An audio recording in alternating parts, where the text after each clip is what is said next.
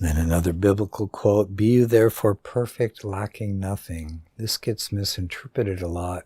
In Aramaic, perfection doesn't mean what we tend to think about it in the egoic world and in the West.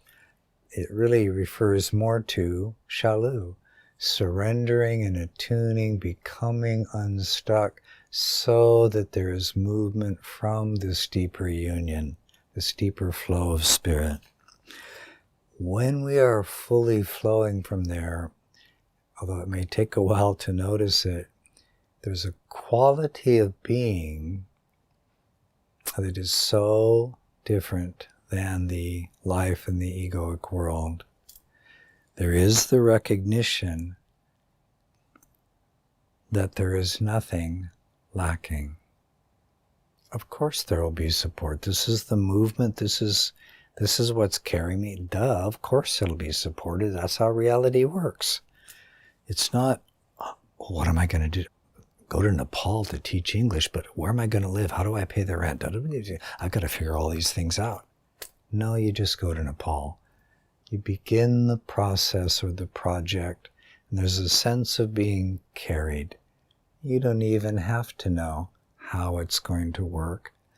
That which flows from the completed world of the Father, what the Father wishes to manifest, will be supported. And how that happens, well, after all these years I can say it will boggle the mind, but it will reveal the simple truth. Nothing is lacking. I mean, I lived this way for years. Yes, somebody invites me to go do a seminar or whatever, and I get a yes about it. Okay, great, that's what I do. Buy the ticket, I go. It's like, duh. Doesn't matter what's in my bank account, whether I'm just using a credit card. None of that matters anymore. It will be supported. And everything that needs to work out, works out. What's the big deal here? A life without worry about support or tomorrow. That perfection is what you are, to be unstuck, to be in flow. We might call it miracle-mindedness, lots of ways to try to describe it. It's not something special that you acquire. It's not something that they get to live that way and I don't.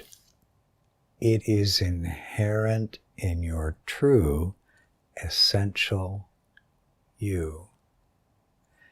Look well right now. Does that seem unbelievable? It's because you've been glued to the contrary belief. That's not real. That cannot be. You'll only have support if you make it happen. There is no loving, benevolent support throughout all of creation. You can't trust that. Get your ducks in order. All of that is part of the fan blade. That perfection is what you are. Being that requires virtually no effort.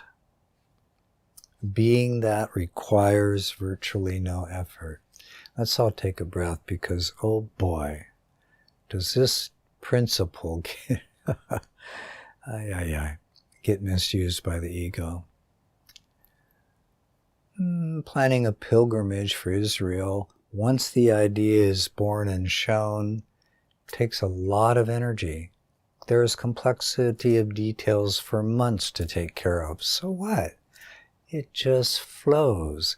You meet and care for the details as the context is being woven, into which already beings have been called, and you'll find yourself at the pilgrimage location and you look around and go, yeah, everybody that's supposed to be here is here.